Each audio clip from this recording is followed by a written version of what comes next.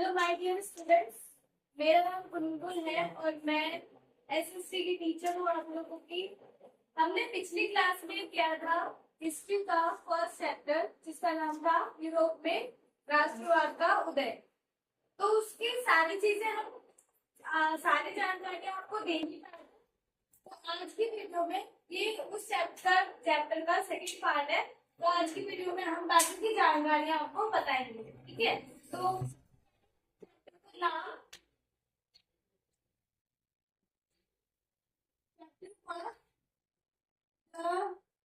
rise of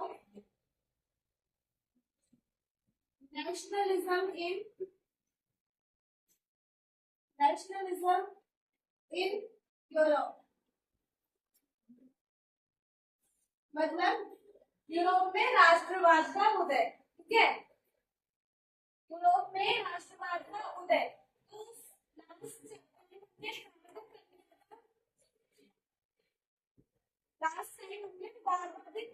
तो उदारवादी राष्ट्रवाद के क्या मायने होते हैं ये समझ लिया था, है ना। उदारवादी राष्ट्रवाद के क्या मायने होते हैं। तो उदारवादी तो आप लोगों को समझ आ गया था। Yes ma'am. उदारवादी हम सभी को क्लियर हो गया था। Yes ma'am. ठीक है, तो फिर इसका जो 3 टॉपिक है जो जिसका नाम है रूढ़िवाद। क्या होता है जो रूढ़िवाद, इस चैप्टर में 2.3 का टॉपिक है। ये है क्या रूढ़िवाद। इसका मतलब होता है पुरानी परंपराओं को बढ़ावा देना। पुरानी परंपराओं को, जो पुराने दौर से रीति रिवाज चले आ रहे उनको बढ़ावा देना, तो कहते हैं रूढ़िवाद। और रूढ़िवाद का मतलब आप लोगों को ऐसे समझ आएगा कि रूढ़िवाद एक ऐसी विचारधारा जिसके अंतर्गत जो पुरानी परंपराएं होती है या फिर पुराने रीति रिवाज जो कि बहुत प्राचीन समय से चलते आ रहे हैं उनका ही सहयोग किया जाता है, ठीक है। 1815 में जब नेपोलियन की हार हुई थी, ठीक है, कब हुआ था 1815 में। जब नेपोलियन की हार हुई, कैसे हुई, क्योंकि लोगों को समझ आने लगा था कि जो नेपोलियन परिवर्तन कर रहा है वो कहीं ना कहीं हमारे लिए बुरे साबित होंगे, ठीक है। तो नेपोलियन की हार होने के बाद रूढ़िवाद के जो समर्थक थे उन्होंने क्या किया था, उन्होंने फिर से उन परिवर्तनों को बदलने की कोशिश करी थी। पर जो नेपोलियन थे जैसे सामाजिक ऊंच नीच को खत्म किया था नेपोलियन ने। सामाजिक ऊंच नीच को खत्म किया था या आपको किया था, सामाजिक ऊंच नीच को खत्म किया था, ठीक है। उसके बाद सामंत जो व्यवस्था थी उसको खत्म किया था। ये सारे नियम जो थे रूढ़िवादी सोच के जो लोग थे उनके लिए सही थे कि कहीं ना कहीं ऊंच नीच का भेदभाव हमें अंधेरे में, ठीक है। सामंत व्यवस्था से किसानों का बहुत नुकसान होता है ना। उसके बाद संपत्ति को परिवारों को बनाए रखना चाहिए, ऐसी उनकी सोच थी कि संपत्ति मतलब जो उनकी प्रॉपर्टीज होती है, संपत्ति का अधिकार नेपोलियन लेके आया था। संपत्ति का अधिकार तो हम इसको भी नहीं बदलेंगे, ठीक है। तो रूढ़िवादी सोच का ऐसा मानना था कि पुरानी परंपराएं जो तो ठीक है हम बदल लेंगे, पर कुछ चीजें नेपोलियन ने ऐसे करी थी, कुछ चीजों को ऐसे बदला गया था कि इन लोगों को भी ये चीजें सही लग रही थी कि जैसे संपत्ति का अधिकार जो सबके लिए न्यायवादी है, सामंत व्यवस्था जिससे किसानों को ज्यादा परेशानियां नहीं होगी, इसको खत्म करने के बाद, ठीक है। इसके बाद जैसे नौकरशाहियों को बढ़ावा दिया गया और गतिशील अर्थव्यवस्था में ज्यादा अच्छी तरीके से विकास कर पाए। अब गतिशील अर्थव्यवस्था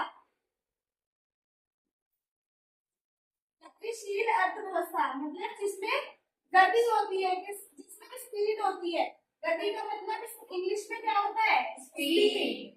तो जिसमें नेपोलियन के द्वारा परिवर्तन किए गए थे उससे हमें गतिशील अर्थव्यवस्था मिली थी, मतलब हमारी अर्थव्यवस्था में वृद्धि हो रही थी। ठीक है, ऐसे कर करके उन्होंने बहुत से नियमों को लागू रहने दिया, ऐसे ही रहने दिया, और बहुत से नियमों को बदल दिया। ठीक है, उसके बाद 1815 में ही ब्रिटेन, रूस, 1815 में ब्रिटेन और रूस, रशिया और ऑस्ट्रिया, इन देशों ने मिलकर क्या किया था? इन देशों ने मिलकर एक बैठक रखी थी। ठीक है, एक बैठक रखी। देखो, ब्रिटेन, यूके उस वक्त ज्यादातर देशों को अपने गुलाम में अपना गुलाम बना चुका था। ठीक है, तो ये तो पावरफुल है। रूस जिसका सबसे बड़ा क्षेत्रफल था और 1815 के करीब ये सोवियत संघ भी था, सोवियत संघ का हिस्सा भी था। ठीक है, उसके बाद रशिया जिसकी शक्तियों का गुणगान पूरे यूरोप में हो रहा था, और ऑस्ट्रिया एक ऐसा साम्राज्य जो सबसे बड़ा था। ऑस्ट्रिया साम्राज्य बहुत बड़ा था जिसमें हैब्सबर्ग साम्राज्य, बोहेमिया सब कुछ आता था। ठीक है, तो इन सब ने मिलकर एक बैठक रखी थी, या फिर एक संधि हुई। क्या नाम था?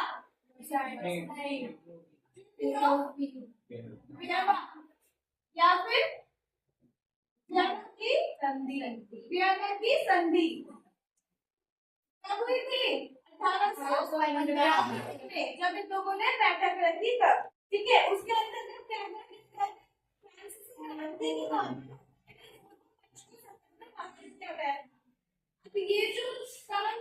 ये जो मीटिंग हुई इसमें क्या किया गया था? जो फ्रांसीसी क्रांति में पूर्व राजा को हटा दिया गया था ना, पूर्व वंश के राजा, एक वंश था इसको फ्रांस से हटा दिया गया था ना, तो इसको फिर से लागू कर दिया गया। मतलब कि फ्रांसीसी बाहर कर दिया था। ये वाली ट्रीटी हुई, ट्रीटी ऑफ वियना, तो इसको वापस लेके आया गया।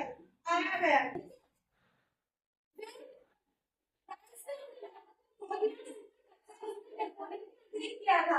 अब जब नेपोलियन था तो फ्रांस ने बहुत से साम्राज्यों पर कब्जा करा था, बहुत से देशों पर कब्जा करा था। तो जब ये मीटिंग हुई ना, तो उन जिन पर फ्रांस ने कब्जा किया था उन सारे देशों को फ्रांस से आजाद करवा दिया गया, छुड़वा लिया गया। क्यों छुड़वा लिया गया? क्योंकि वो एक अलग कम्युनिटी के थे। ठीक है, उसके बाद फ्रांस की सीमाओं पर कई राज्य स्थापित कर दिए गए, जिससे कि भविष्य में फ्रांस कर सके। फ्रांस की जो सीमा थी, जैसे ये फ्रांस है, ठीक है, इसकी सीमाओं पर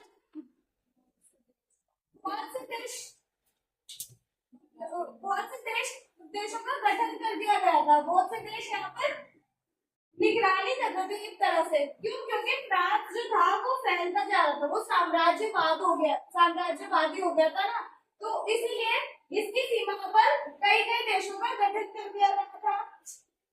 जैसे कि ये उत्तर में, इसको रखकर देती हूँ मैं,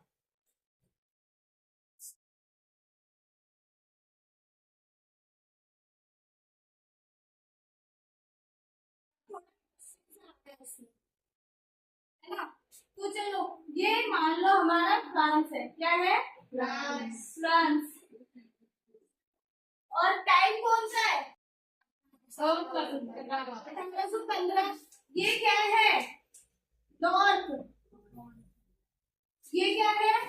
साउथ। ईस्ट।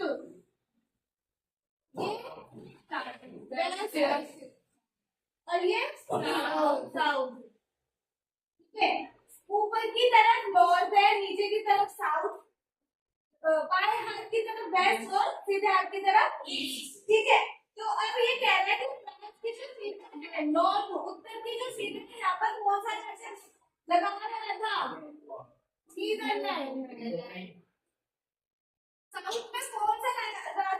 था जो कि निगरानी करता था फ्रांस की। ठीक है। और फिर दक्षिण में था फिटमोंट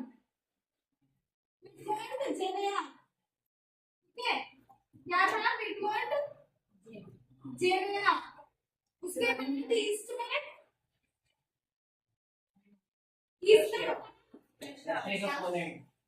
रशिया और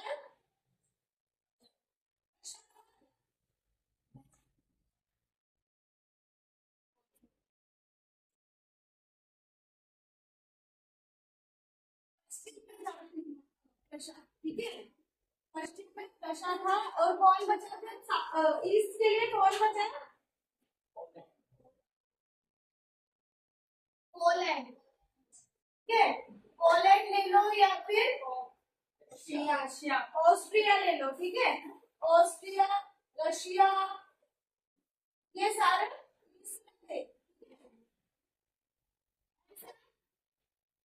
दखल कर दिया गया था राज्यों का या देशों का, ताकि फ्रांस जो है वो साम्राज्य ना बढ़ा सके। ठीक है, 1815 में स्थापित रूढ़िवादी शासन व्यवस्थाएं निरंकुश थी।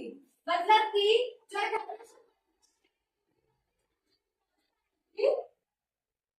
रूढ़िवादी शासन व्यवस्था थी।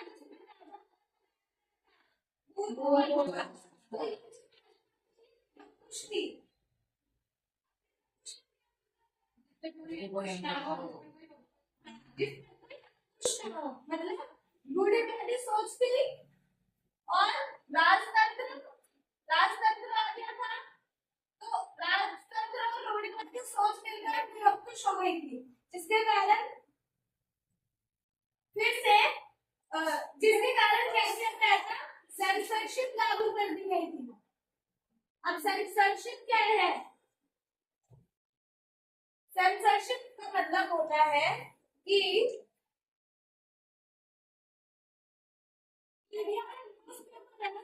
जो भी कुछ छपेगा, ये न्यूज़पेपर में उसमें जब भी कुछ छपेगा, जो भी लोगों तक जानकारी पहुंचेगी वो पहले इनको बताई जाएगी कि हम ये छाप रहे हैं। तो इनसे इजाजत लेनी पड़ेगी, परमिशन लेनी पड़ेगी कि हम ये छापे या ना छापे।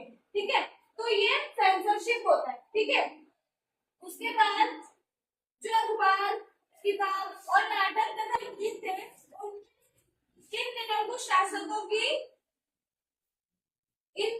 शासकों की जो गलतियां थी या फिर जो ये अत्याचार करते थे, ये चीजें सामने आने लगी। इसके बाद कितना क्लियर हो गया? Yes ma'am. रूढ़िवादी ताकत 1815 की समझ में आ गई। कैसे था? उत्तर में नीदरलैंड के द्वारा, पश्चिम में प्रशांत दिया गया था, साउथ में फिटमोंट जेनेवा। ठीक है, उसके बाद ईस्ट में पोलैंड और ऑस्ट्रिया। ठीक है, उसके बाद नेक्स्ट है हमारा क्रांतिकारी। अब यहाँ पर क्रांतिकारी से आप लोग पढ़ेंगे व्यू के बारे में।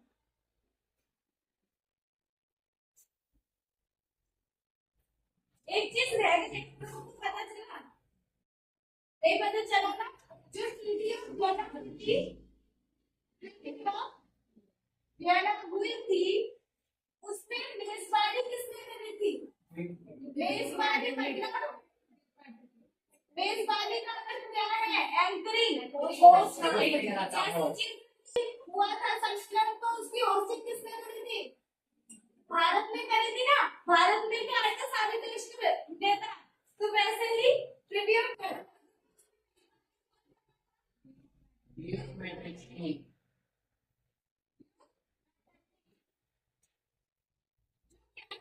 ये क्या था? मतलब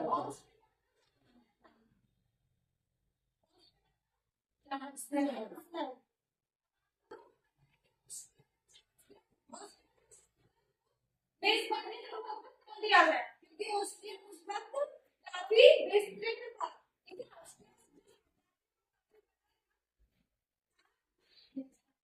ठीक है,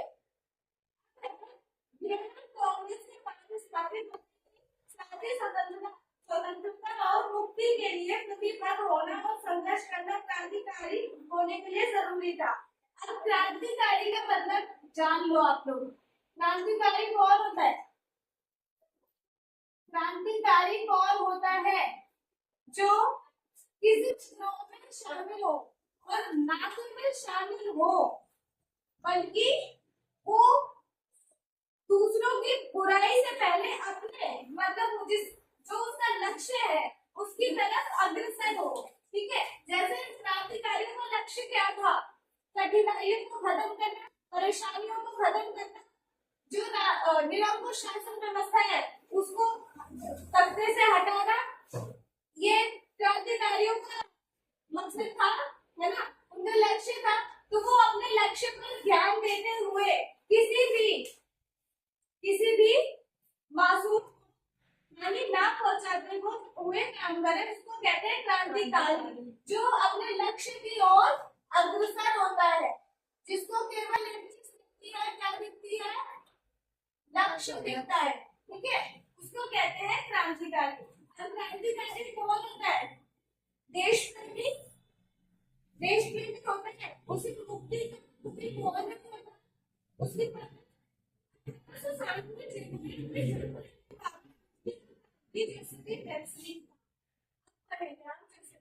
के बारे में तो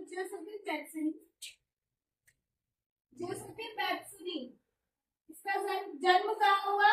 जेनेवा में किसका जन्म हुआ? जेनेवा में, और जन्म का समय था 1860, है ना। अब इसने जन्म लेकर ये कहाँ का क्रांतिकारी बना था? ये इटली का क्रांतिकारी था। ठीक है, उसके बाद इटली का क्रांतिकारी था और ये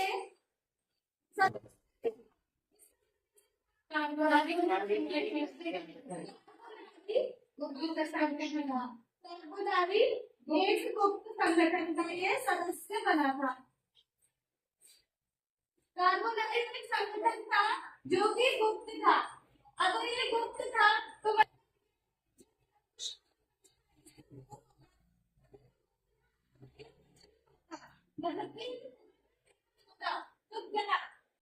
ये राजतंत्र का विरोध कर पाता?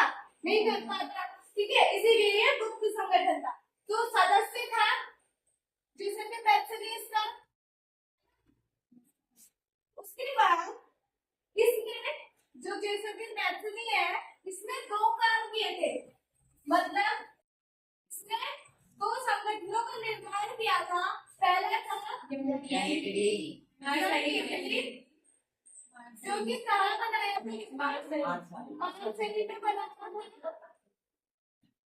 और दूसरा है यंग यूरोप जो कहाँ बना था? बर्न में, यूरोप के बर्न शहर में ये बनाया गया था। 2 संगठन पता चल गए।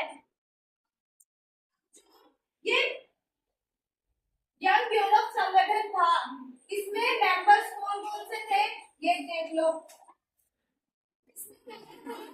पोलैंड, यंग यूरोप संगठन का मेंबर पोलैंड, और दूसरा है फ्रांस, जर्मन तथा जर्मनी का तो एकीकरण हुआ नहीं, हो गया था? नहीं होगा। तो जर्मन राज्य थे जहाँ पर जर्मन भाषा बोली जाती थी, वो लोग इस संगठन के सदस्य थे। ठीक है,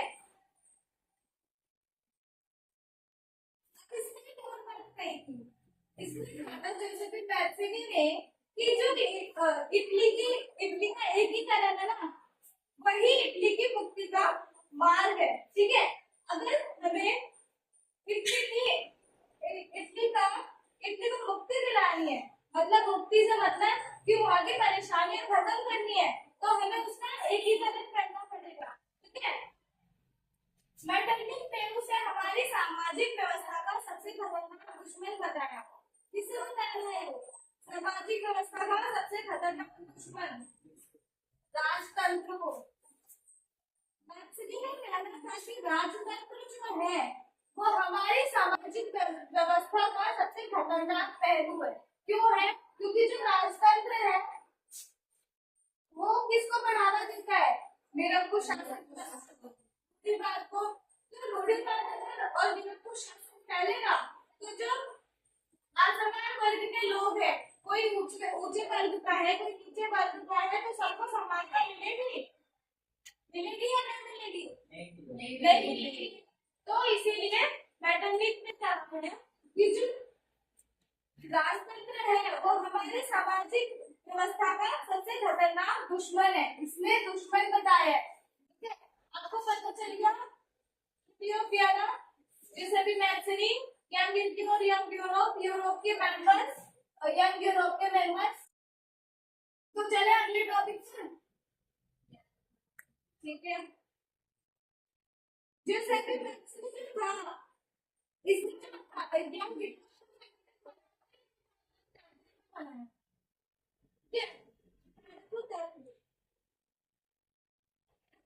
सॉरी, कितना समझ आ गया? यस। नेक्स्ट टॉपिक पर चले। नेक्स्ट टॉपिक क्या है? क्रांतियों का युग। अब क्रांतियों का युग मतलब क्या है? कब से कब तक है? 1830 से 1848 तक। ठीक है, 1830 to 1848 क्रांतियों का युग। मतलब क्रांतियों का युग से मतलब है कि इसमें क्रांतियां तो हुई होगी, है ना? कंफर्म है। जब क्रांतियां ना है तो क्रांतियां हुई होगी, तो इतनी हुई होंगी कि नाम ही रखते क्रांतियों का युग। तो चलते हैं। इटली और जर्मनी के राज्य ओटोमन साम्राज्य के सूबे आयरलैंड तथा पोलैंड ऐसे ही कुछ क्षेत्र थे। ये कह रहे हैं जो इटली जर्मन के राज्य थे ना, इटली और जर्मन के जो राज्य थे, इटली भी एकीकृत नहीं हो पाया था और जर्मन का भी एकीकरण नहीं हुआ। तो जो इटली और जर्मन के राज्य थे वो ओटोमन साम्राज्य के सूबे और आयरलैंड तथा पोलैंड के कुछ क्षेत्र थे जिनमें सब कुछ फैला हुआ था। इन सभी क्रांतियों का नेतृत्व शिक्षित मध्यवर्गीय उदारवादी राष्ट्रवादियों ने किया। इनमें प्रोफेसर, स्कूल अध्यापक, क्लर्क शासी थे। जो क्रांतियां हो रही हैं, जो क्रांतियां अब होगी उनमें जो क्रांति करते हैं शिक्षित मध्यवर्गीय लोग जो कि फैक्ट्रीज में वर्कर्स थे, है ना, जिनको बाद में शिक्षा मिली। हमने पार्ट 1 में पढ़ा था इन सब के बारे में। उसके बाद अध्यापक, स्कूल के बच्चे, ये सारी लोग होंगे। तो जुलाई 1830 में प्रथम विद्रोह फ्रांस में हुआ। अब फिर से जो प्रथम विद्रोह है जुलाई 1830 में जो विद्रोह हुआ था, प्रथम विद्रोह, ये कहाँ हुआ? फ्रांस में हुआ। प्रथम विद्रोह फ्रांस में हुआ और जो पूर्व पक्ष में कौन सा पक्ष था? पूर्व पक्ष जो था इसके खिलाफ यहाँ पर क्रांति हुई। उसके बाद 1815 के बाद रूढ़िवादी प्रतिक्रिया के समय सत्ता में बहाल किया गया था उन्हें। अब उदारवादी क्रांतिवादी मतलब कि जो रूढ़िवादी व्यवस्था है 1815 में इसे लागू कर दिया था, वो किसने हटा दिया? इसको उदारवादी क्रांतिकारियों ने इसको हटा दिया। उसके बाद यहाँ पे फिर से संवैधानिक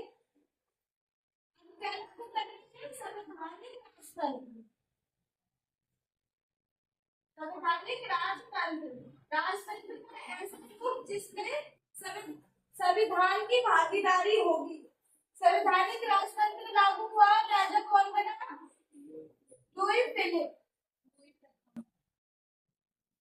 लुई फिलिप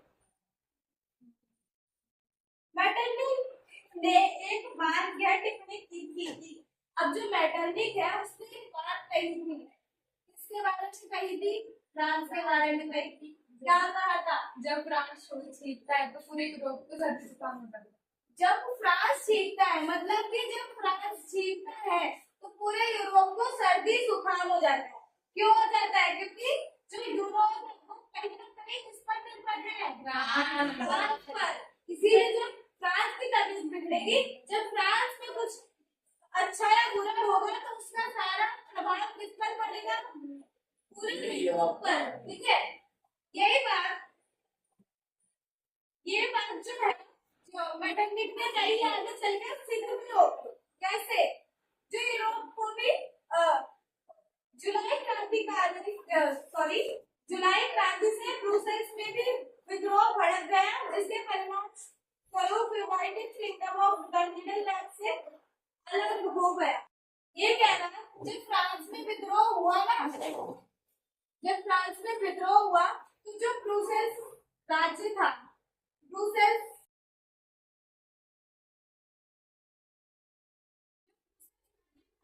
जो अभी इसकी राजधानी है, जो ब्रुसेल्स राज्य था, इसमें भी विद्रोह की भावना भड़क उठी।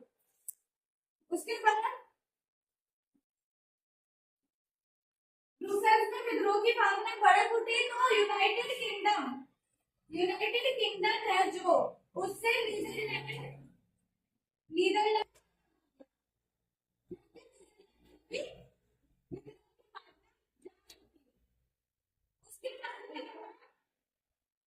सारे लोगों सारे राज्य के अंदर विद्रोह की भावना उठ रही है तो यूनान कैसे पीछे रहेगा? यूनान में भी ऐसा हुआ। यूनान जो है उसके लिए, उसको समझने के लिए हमें ये सारा रद्द करना पड़ेगा।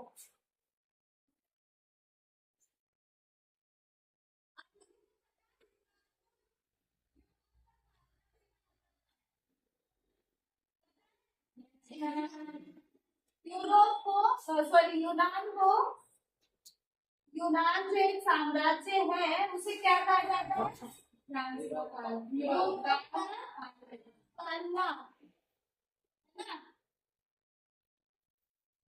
जो ये यूनान था ये किसका हिस्सा था?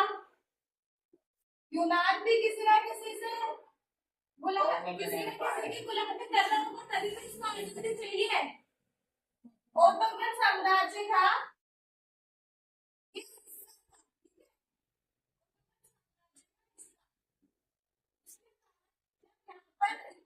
छोड़ा था।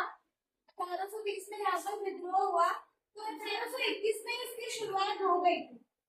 यूनान ने सोचा कि अब मुझे भी ओटोमन साम्राज्य से अलग होना चाहिए, उससे दूर हटना चाहिए, तो इसने 1821 में अपने अपने संघर्ष को शुरू किया। कौन सा संघर्ष? आजादी का संघर्ष इसने 1821 में शुरू किया। इसके बाद एक कवि था, क्या नाम था उसका? एक कवि था लॉर्ड बायरन। ठीक है, इसकी पिक्चर भी यही है, देखो ये जो पिक्चर है ना इसमें लॉर्ड बायरन ही है। इसने क्या किया था? ये क्रांति में जाने के लिए इसने ना बहुत सारा धन इकट्ठा करा। क्या करा था? धन इकट्ठा करा और क्रांति में हिस्सा लिया, क्रांति में भरपूर विद्रोह करा और उसके बाद 1824 तक आते बुखार से इसकी मृत्यु हो गई। बुखार से इसकी मृत्यु हो गई। अब जो यूनान को यूरोप का पालना कहते हैं, ये कहते तो है पर कौन कहता था? किसने कही ये बात?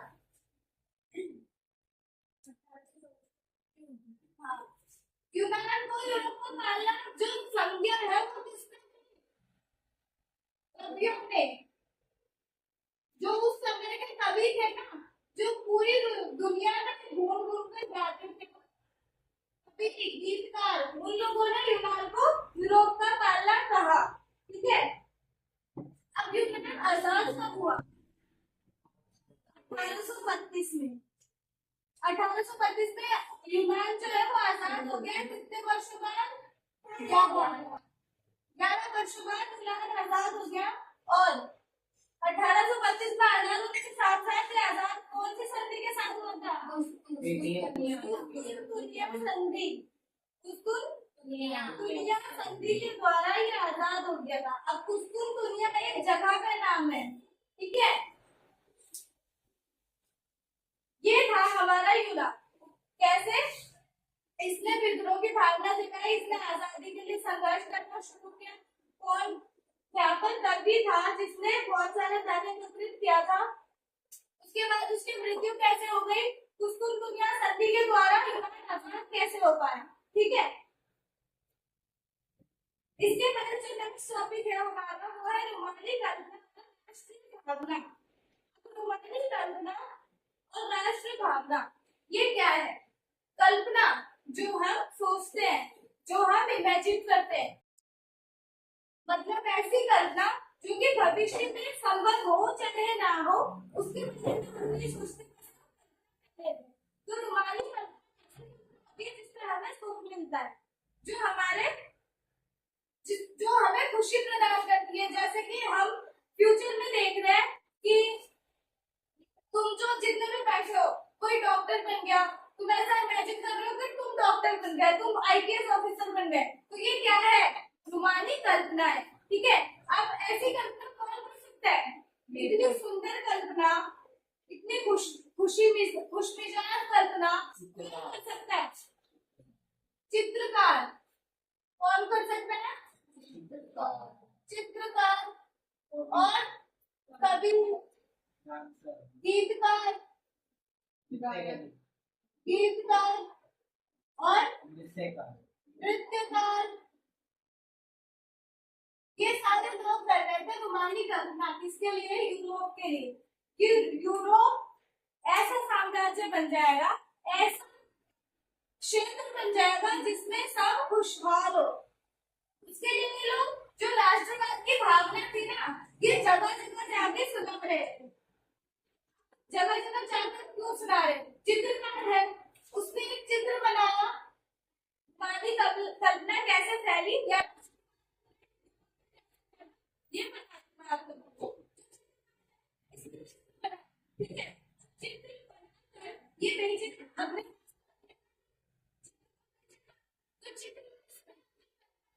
राष्ट्रपति के बारे में कुछ भी बनाया, वो कितनी खरीदी तो जरूरी तो है कि वो एमपी क्षेत्र का होगा, वो पूरे यूरोप में से किसी भी कॉलेज का हो सकता है जिसको चित्र पसंद हो, तो वो चित्र खरीद कर अपने साथ ले गया।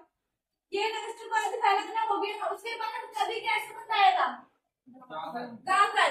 कवि अपनी कविताओं के द्वारा राष्ट्र की भावना पूरे यूरोप में फैलाएगा। उसके बाद गीत कैसे बताएगा?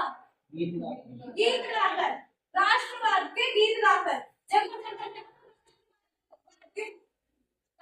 जो क्रांति हुई थी इसके बारे में प्रचार करके गीत कर फैला देगा। उसके बाद नृत्य कर, नाच कर, नृत्य कर पूरे यूरोप में धीरे धीरे करके राष्ट्रवाद की भावना को फैलाएगा। इसे कहते हैं रोमानी कल्पना, ठीक है।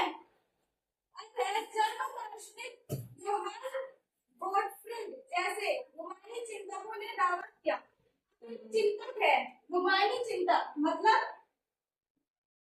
रोमानी चिंतक मतलब जो रोमानी कल्पना करता है, जो रोमानी चिंतक करता है कि हमारा साम्राज्य जो है वो कैसा होगा। वो क्या नाम है? यूहान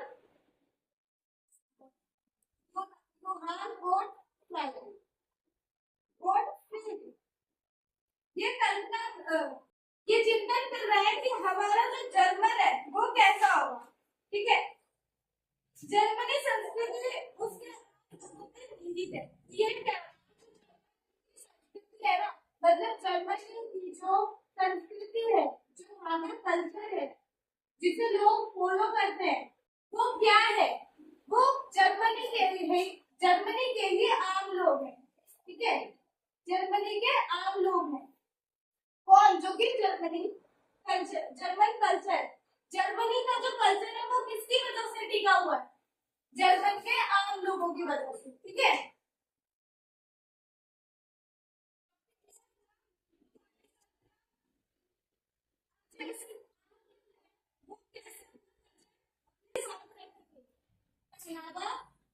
पहनावे के द्वारा वो जैसे है, जैसे उनकी वेशभूषा है तो वैसी ही वेशभूषा रखेंगे तो उनका कल्चर फॉलो होगा। वो भाषा कैसे ही बोलेंगे, भाषा और बोलियां जैसी उनकी बोलियां है, जैसे भाषा एक होती है पर उनकी बोलियां कई सारी होती है ना। तो बोलियां जो जर्मनी का कल्चर है उसको जिंदा रखेगा और कल्चर सबको मिलाकर कल्चर जर्मन का बचा रहेगा। अगर भाषा है जो कि पोलिश भाषा,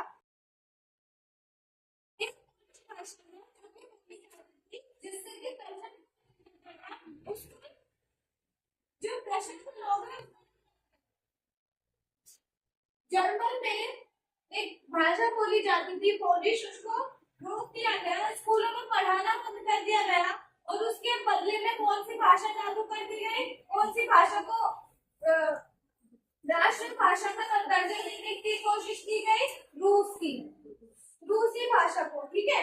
रूसी भाषा बोलेंगे 1831 की बात है, ये कब की बात है, 1831 की बात है, जब पोलिश भाषा हटाकर रूसी भाषा को बोलने का अधिकार दिया गया। तो इसमें क्या था कि जबरदस्ती हमें पोलिश भाषा को मना करके रूसी भाषा थोपी जाती थी, हमें रूसी भाषा सिखाई जाती थी। पर कुछ ऐसी जगह भी होती है हमारे कल्चर के हिसाब से, कोई ना कोई जगह ऐसी होती है जहाँ पर हमें अपनी भाषा सीखने का मौका मिलता है। जैसे आम लोग ये कम्युनिटी क्या हो, किसी भी कम्युनिटी को जैसे मंदिर जाते हो तो मंदिर में आपको श्लोक मिलते हैं जिससे आपकी संस्कृत भाषा है जो वो साथ रहती है, आपकी संस्कृत आपको बोलनी आती है। ऐसे ही जो उनके धर्म में जो वहाँ के धर्म थे, जैसे कि वहाँ के चर्च, तो वहाँ पर भी वही भाषा बोली जाएगी, पोलिश भाषा में भी सारी चीजें बताई जाएगी। तो जो ऐसा करता था, जो इन नियमों को नहीं मानता था, उन्हें देश से बाहर जाने की पर मजबूर किया गया कि वो देश छोड़कर चले जाए, ठीक है। समझ आ गया?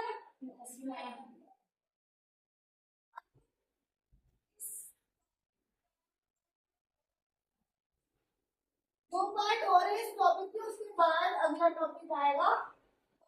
दूसरा है, पहला तो है भूख, कठिनाइयां और जल विद्रोह। अब ये सोचने वाली बात है, आप लोग सोचिए क्या कर रहे हैं, विद्रोह कर रहे हैं, जो किसान है वो भी विद्रोह में आ रहे हैं, जो मध्यम वर्ग के लोग हैं वो भी विद्रोह में आ रहे हैं। तो फिर जो काम है वो कैसे चलेगा, सब लोग विद्रोह कर रहे हैं तो जो अनाज है वो कौन उगाएगा, फसल खराब होगी तो फिर भूखमरी होगी, लोग भूखे मरेंगे, उसके बाद भूखे मर रहे हैं, कठिनाइयां आएगी। जब भूखे रह खाने को नहीं मिलेगा तो तुम बीमार हो जाओगे तो तुम्हारे पास दवाइयां भी नहीं है, क्योंकि दवाइयां कहाँ बनती है, दवाई कहाँ है ना। तो इससे कठिनाइयां होगी जिससे कि जनता और भड़केगी, जो क्रांति नहीं करनी है, जो कि बैठी हुई है चुपचाप, वो और ज्यादा भड़केगी, जो जन विद्रोह का कारण बनेगा। अब कौन विद्रोह कर रहा है, जनता विद्रोह कर रही है, जन विद्रोह कर रहे हैं। क्यों कर रहे हैं, क्योंकि उन्हें भुखमरी कठिनाइयों का सामना, ये 1830 ये 1830 में, ठीक है, भरपूर विद्रोह किया। मतलब ये देख सकते हो ये पिक्चर, इसमें कृषि विद्रोह है, इसमें कृषि विद्रोह की छवि दिखाई गई है 1848 में, ठीक है। ये लोग किसका विद्रोह कर रहे हैं, वहां की शासन व्यवस्था का भी, और जो क्रांति कर रहे हैं उनका भी, है ना। ये थी भूख, कठिनाइयां और जन विद्रोह।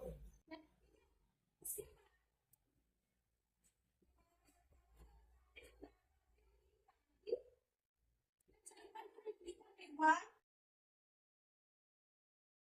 फिर बहुत सारा इस चैप्टर में आपको बताने के लिए।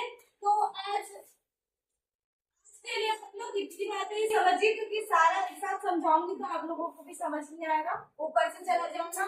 तो आज के लिए इतना ही। आप लोग जो भी चीजें मैंने आप लोगों को समझाई वो आप लोग समझिए अच्छे से। अगर ना नहीं समझ तो आप घर जाके वीडियो देखना, आपकी समझ आएगी। और आप लोग भी जो वीडियो देख रहे हैं आपने सारी चीजें को अच्छे से समझा है, मुझे ऐसा लगता है। सॉरी गाइस, कैमरा बंद हो गया था, फिर से कंटिन्यू करते हैं। तो मैं आपको बोल रही थी कि आपको जो भी समझ आया, आपने जो भी पढ़ा, जो भी मैंने समझाया, आपको समझ आया होगा। कुछ समझ ना आए, कोई भी दिक्कत हो, कोई भी परेशानी हो, तो आप हमें कमेंट करके बता सकते हैं। आप हमें कमेंट करके अपनी परेशानियों का हल निकाल सकते हैं, ठीक है। तो आप नेक्स्ट वीडियो का इंतजार करिए। तब तक आज आपके लिए इतना ही काफी है। नेक्स्ट वीडियो में आगे की बात करेंगे। तब तक के लिए जय हिंद।